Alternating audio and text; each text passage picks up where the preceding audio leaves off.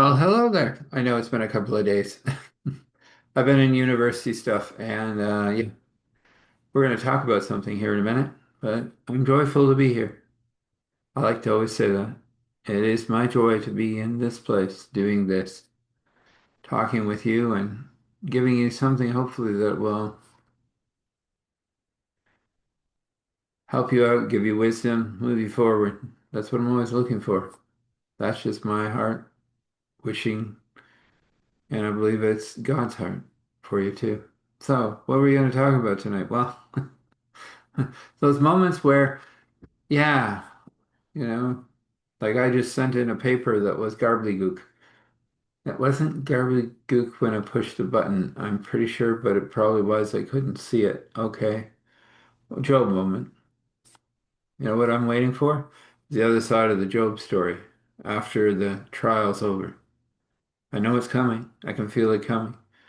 And I just like to encourage you because this is Sunday and this is Miracle Sunday. So maybe we can just encourage each other together.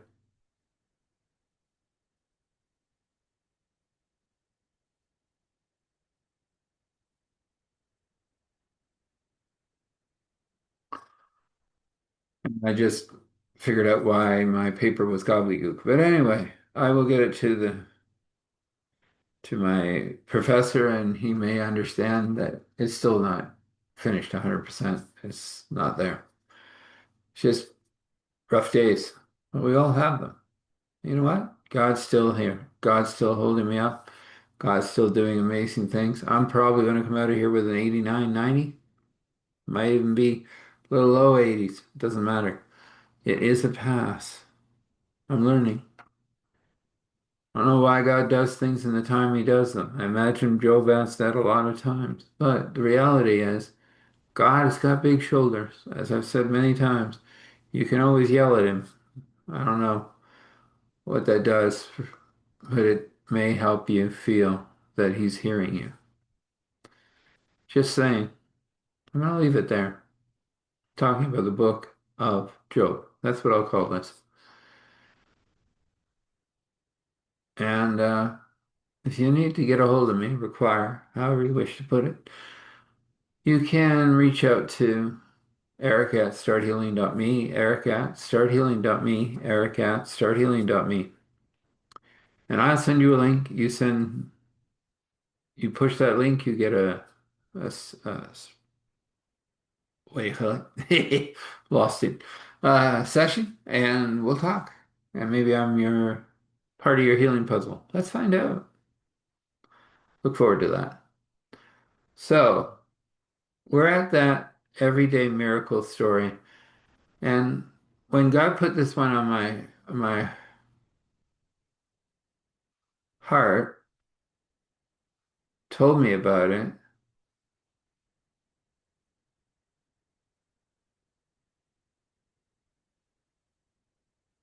I went, is that really an everyday miracle story? I guess it is, but I'm not quite sure, but I'll take it because God said, this is the one I teach tonight. Teach. I'm not teaching, I'm talking. Although that could be, interpreted many different ways, I suppose. But I'm here, and I really do wish to give you the story. I'm going to give you the abbreviated version because it could take a few hours to go through everything this poor guy goes through. But remember, there's a happy moon moment. Okay, I did it. I did a raspberry. Happy moment to come. So hold on. His name was, well, just because we require a name, we'll call him T. I'm trying not to name somebody something that somehow connects to something else. Let's just call him T. And then there'll be somebody named T, of course, but that's neither here nor there. T had, yeah, a little trouble. Well, big trouble, actually. Farm that his family had owned for, well, before America was America, and this is in America, and, you know, land rights and all that stuff. He had all that information, everything proper. Didn't matter. These people took it anyway. His car collection, which had been his for a long time, all of a sudden it wasn't his. He had all the proper paperwork, everything, but didn't matter. There were a few other things that occurred that kind of annoyed him, but he kept letting them go to God because he couldn't do anything about it. They stated they were taking his farm because he hadn't properly maintained it, which was untrue, but nonetheless they did, and sometimes the snakes get through the grass. That's what he would say, and he said it many times. When they took his car collection, he said sometimes the snakes get through the grass. When they found out about his cabin up in the woods that was worth quite a bit, and they took that, he said sometimes the snakes get through the grass. He came to a place where he was sitting not in the town he was just outside of because they didn't want to see him again. They called him a vagrant. He was homeless, didn't have any money, bank accounts closed, everything gone. Same words. Sometimes the snake gets through the grass. They didn't understand what was happening or what he was doing. He got up and he said, "Sure, I'll leave this town." He got to the edge of the town and he took off his shoes and he gave him a good shake. The sand fell. A lot of sand. Weird. More sand than normal. So much sand here. Where did that come from? Nobody really understood that, but they might in a while.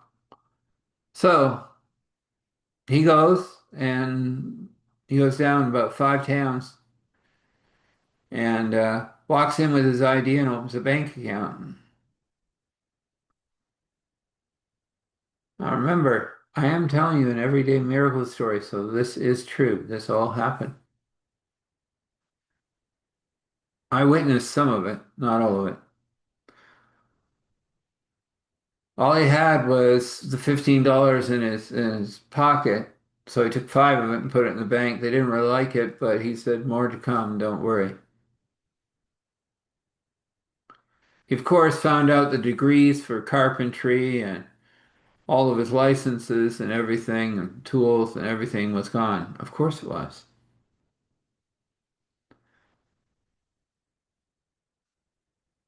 Yet God told him to go to the hardware store, so he did. He was there. He was looking at stuff. He didn't have any money, but he was looking. It was kind of nice. He liked the nice tools that he couldn't have anymore at the moment, but he knew God was up to something. He just didn't know what. There was a little lady. She was probably just about 10 older than him. Boy, I'm doing good with my words, but you'll get the point. She was sitting there muttering and complaining about a screen door and that this one isn't going to fit, that one wasn't going to fit. She needed something made custom, but nobody around here knew how to do custom, not the way she wanted it done. He walked up behind her and he goes, "Ma'am, do you have a garage?" "Yep." "Do you have tools?" "Yeah." "That's the only thing I don't have. I have the skill and ability. You can't prove it. That's all been taken from me." She smiled. "Oh, well, then you'd be like me." She said, "I'm sitting with a little pot house. Used to have a mansion. But my husband, who had more brains than me, I guess, took it all. Don't worry about it. I can get it back. I know how. Can you really build me a nice screen door for that thing? I just want the breeze to come through. Need something to come through this small house. The only house I still own because the husband didn't like this house. Gifted it to me. It needs work. Tons and tons and tons of work. By the way, he got it annulled. I don't even know how that happened, but I didn't think that was possible because we did have a child, but he was born, well, it died in the womb, I guess, and that was terrible. And she shook, and he just reached out and pulled her in and said, "Cry there." And she did. And she goes, "That's better." In the middle of everything's gone anyway. He goes, "I understand that." He said, "So, you got money?" "Yeah, I got a little bit." He goes, "Then I make more easy enough." She said, "I know how to do that." Um, She said, "I've always not really liked that. That was my family stuff, and we won't go there." She goes, "But they did teach me how to make it, so I can do it. It's just I don't have the time right now because I'm trying to fix up my house." And he goes, "Well, I require some place to put my hat. That's about what I got. It's this hat on my head, the clothes on my body. They took everything else. Won't talk about it. It's just a mess. It's gone. We let it go. We just said, God, you know what you're doing. You're going to get it sorted out at some point. She goes, cool.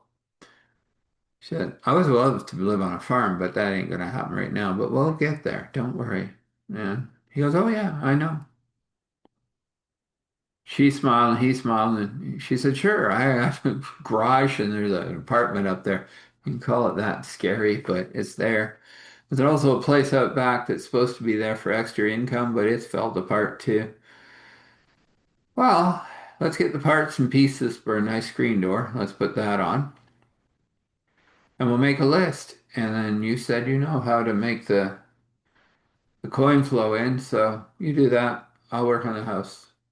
I'll live in that apartment or that floppy thing at the back that you called it. Either way will work.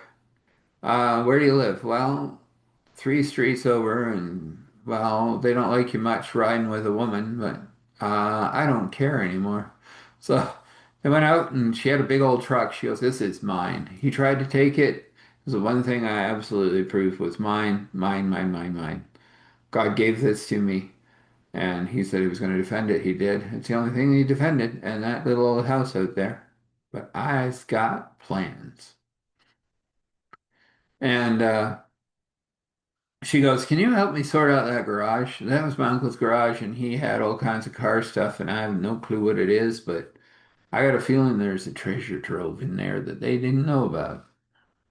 He goes, well, I have some understanding of cars. I had a collection at one point. He goes, it's somebody else's now somehow. I don't even know how, and I can't even figure it out. She goes, wow, that's bad. Oh, yeah, but they took the farm. They took my cabin in the woods. They took everything. Dethroned me completely. I don't have a carpenter's degree, and I don't have any of my licenses. I don't have my tools. It's all gone. They told me I was a vagrant, told me to kick it down the hill. So I did. I came here because God said, and then God said, come into the hardware store. Yeah, well, that's fine. Getting big old Betsy. He looks at it and he goes, why did everybody call a truck Betsy? That makes me sad because I had a Betsy and a few others. But anyway, letting it go. Surrender, release, surrender, release, surrender, release, all his fathers. He goes. Them snakes sometimes get through the grass. She goes, oh, they do, they do. So they drove over a few streets and parked, and he looked at the house and he goes, yeah, it needs a bit of work. She goes, yeah, you could say that. But she said, I got plans. I go, yeah, yeah, well, let's see. There are some websites that I know about, but I don't have my laptop anymore. Apparently they own that too. I don't know how, but I got the hard drive. They didn't see that one coming.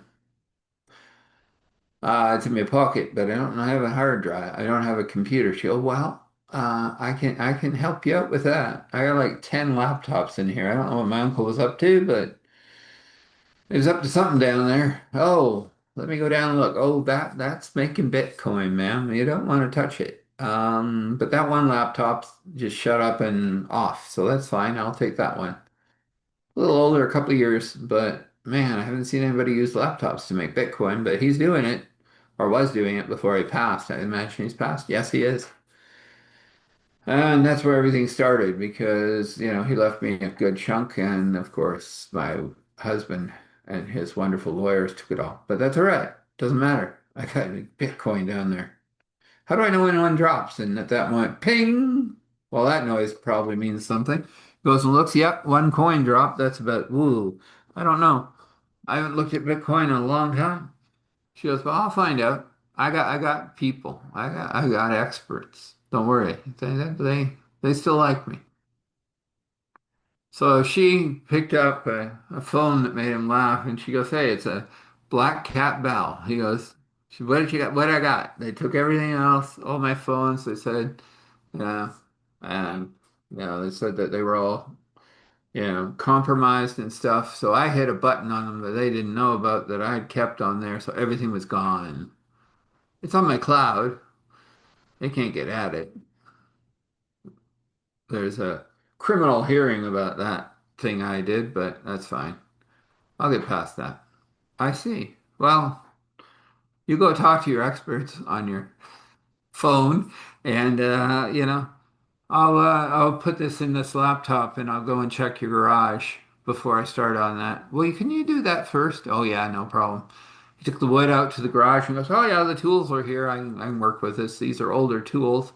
Some of them are hands. I love it." He worked for about 2 hours and he had a really nice looking screen door. She said, "That's awesome." She just, that'll help. And he got it installed in about another 40 minutes. It was a little cranky, but he got it there. And he said, "Oh, I'll get this better." But he said, "Right now, this seals up nice. No bugs get in. You can open the windows." No, no, there's nothing there. Hmm. More screens. Yes, we will make you more screens. But open the door. Yeah, there you go. Okay, I'm gonna go to the garage and forage. Ah, you are you? Yep. I think there's some things out there for you. So he took his laptop. He said, "Do you have Wi-Fi?" Oh yeah. She goes, I am a, modern chick. She goes, "I got Wi-Fi." And she gave him the password. And he goes, "Interesting." She goes, "Yeah, most people can figure it out, but that's okay. I got lots of bandwidth. I made sure of it. I got business wideband cable. It cooks." Okay, good. He said, "I'm going to change your password and I'm going to do a little work on your modem. I have some understanding of those things, and I bet you those little brats that pushed you all around would be trying to tap into this stuff." He was right. He goes, "Oh well, they can't do it now." He said that everything's changed. She said, "Yeah, Black Cat rang about 5 minutes ago. He wanted to know blank, blank, blank why I had stopped an investigation." So what? And she changed my password. I'm allowed to do that. "See you in court." Hung up on him. My expert says that's worth a bit. He'll come back to me. And if those other ones drop one, he wants first dibs on it. We'll see if he's going to be good to me. Because I will research it. She said, "I've got my little computer right over here." And he looks and he goes, "C64." She goes, "This thing cooks. I am a modern digital chick. You'll find out." And he said, "Okay." He said, "You go ahead in there and I'm going to work on the laptop back in the garage." He goes. In about 10 minutes, he finds the lady off a Rolls Royce. It's got a serial number on it. It is the real thing. He pops up his website, goes through two different apps that he has that doesn't let anybody see anything unless he wants them to. Runs it and says, "Yeah, that'll help." Puts it in a box, carefully wrapping it up. Finds a few more hubcaps and things. Oh, those will help. Finds a distributor from an old, wow, that's really old. That's from a Dutes. That'll be worth something. He's going through memory lane. He had a few of these cars before everybody wandered off with stuff that he can't believe that people could do, but they did. But he's all right because he's already had his first everyday miracle. To him, that's how he looked at it. That finding this lady, listening to God, finding this lady, she's got all this stuff, and she's savvy, but she wasn't savvy about the coin. So he walks back in and he said, "There's 23 items we can sell." He said, "This is roughly what they're worth." And she goes, "Whoa, that's nice."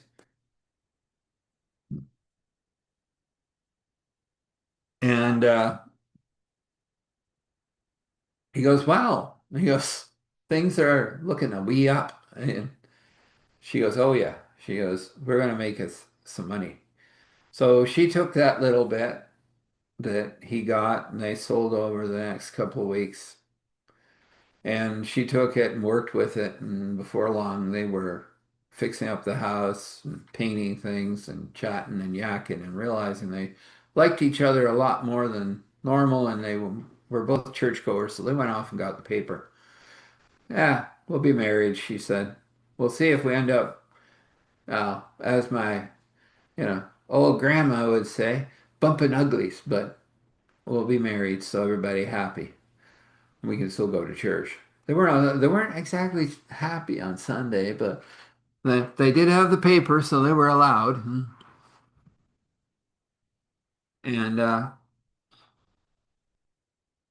he picked up the paper one morning and saw that the town was having a lot of problems. The wells had dried up. Terrible about that, he said. The oil rigs, three of them up back, also dried up. Terrible about that.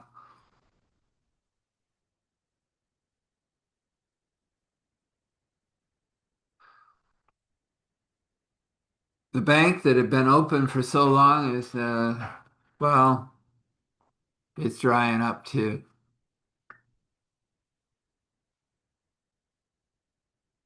And you see, every night he had just been praying that God would bless them with joy, with peace, with abundance, with overflow, with everything that God had for them because he didn't wish to be nasty. And he also just asked that the thief repay what the thief has stolen.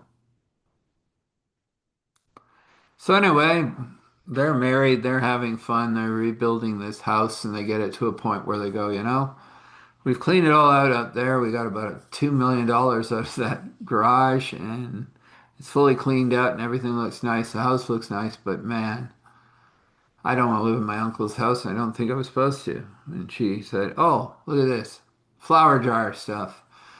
And there was over $80,000 in the flower jar. Oh yeah, that would be my uncle.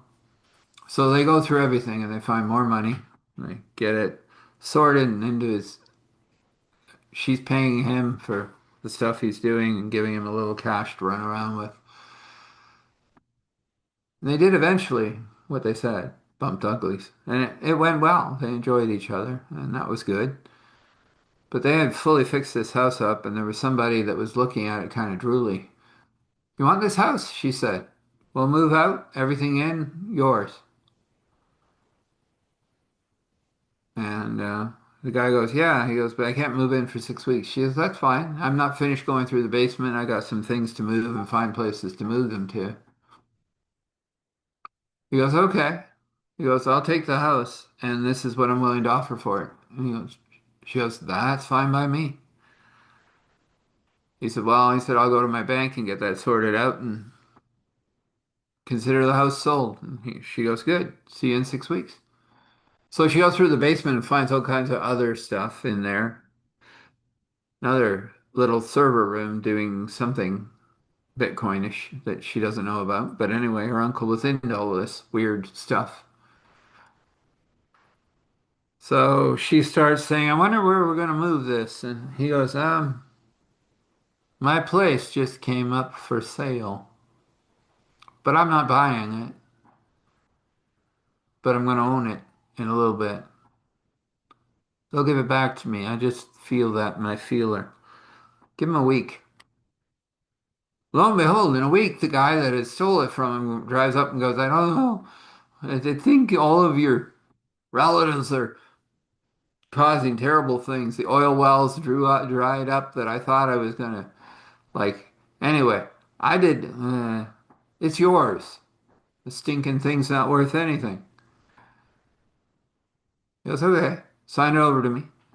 Signs it back over to him, and he says, so I still owned it, basically. Well, yeah, there was a bunch of, you're going, I'm taping right here, right? So is she behind me, both taping. Oh, crap. Yeah, you might have just sold yourself down the hill a little bit. But I'm going to be nice. I'm going to say that you just disappear. Everything you took from me, you put back. He goes, well, I don't own the cars, but he said everything else I can give you back. The cabin, I don't want that. He said, I'm out of here.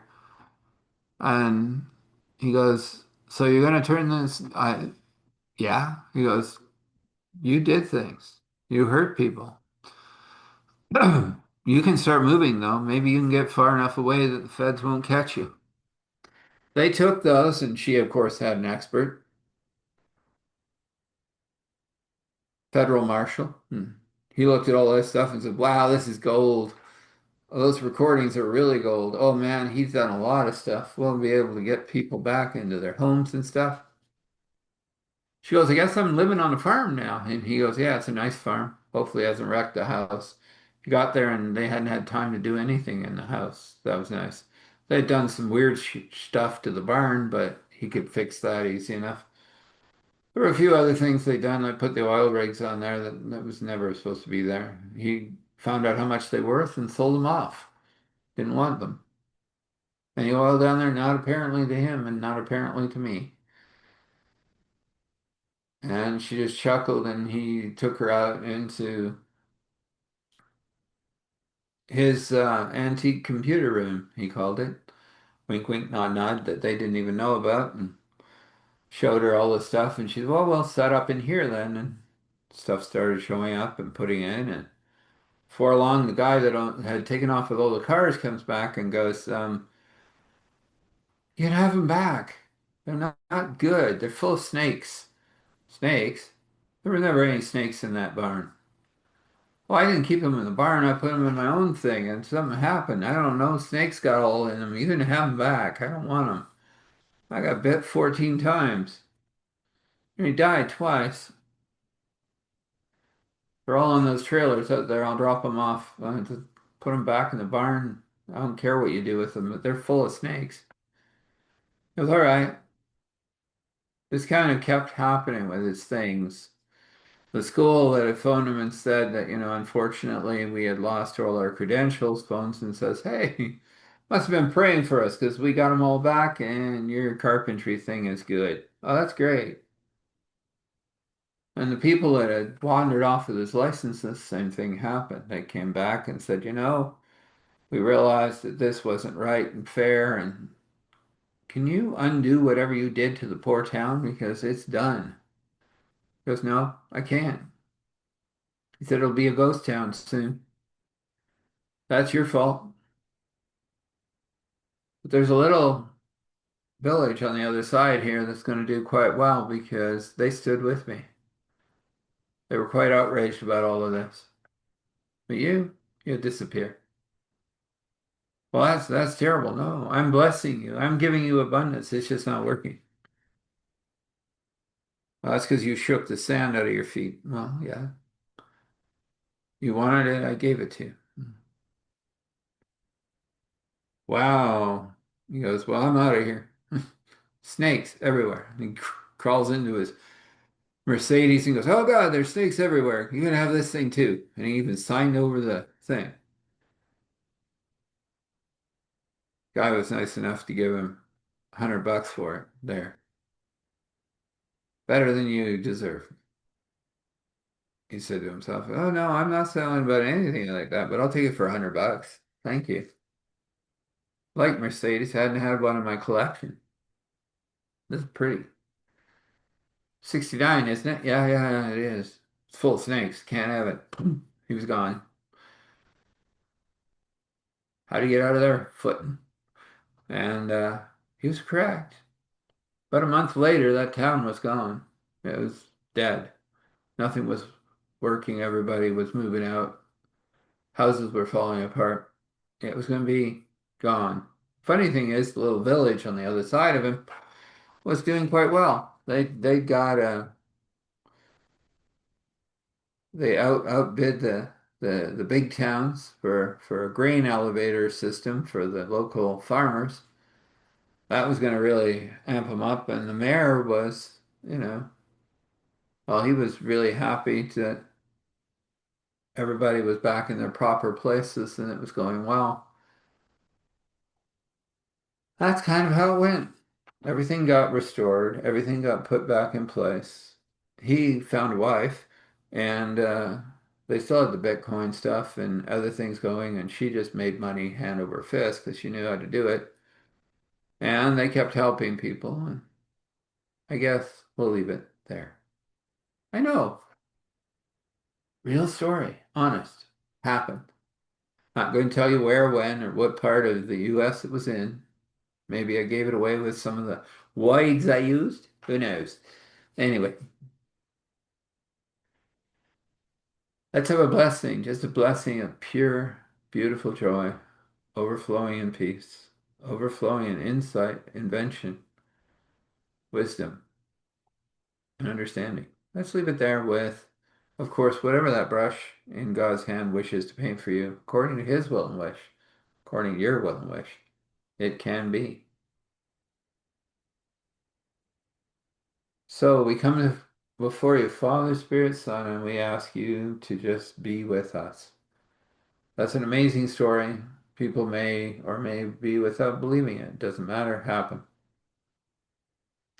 It's kind of amazing, and we left out a lot of that story. That's a 4 or 5 booker. But that gets the point across, and that's what you're doing here. You're doing these things for people. You will show up for them. So if it's their first time or 100th time, push back that darkness and give them a good connection to you. If it's the first time, walk them down the Roman road, and if it's the 100th time, take them deeper. We thank you for doing all of that. We ask for grace and mercy, courage and strength along the way, and we say thankful, grateful, gratitude, thankful, grateful, gratitude, thankful, grateful, gratitude, standing in awe and honor, respect, allowing all glory to flow. Father, Spirit, Son. This is, and so this is. Amen. So, when you rest, rest well. When you wake, wake well. Know that your path is well lit by God. Blessings.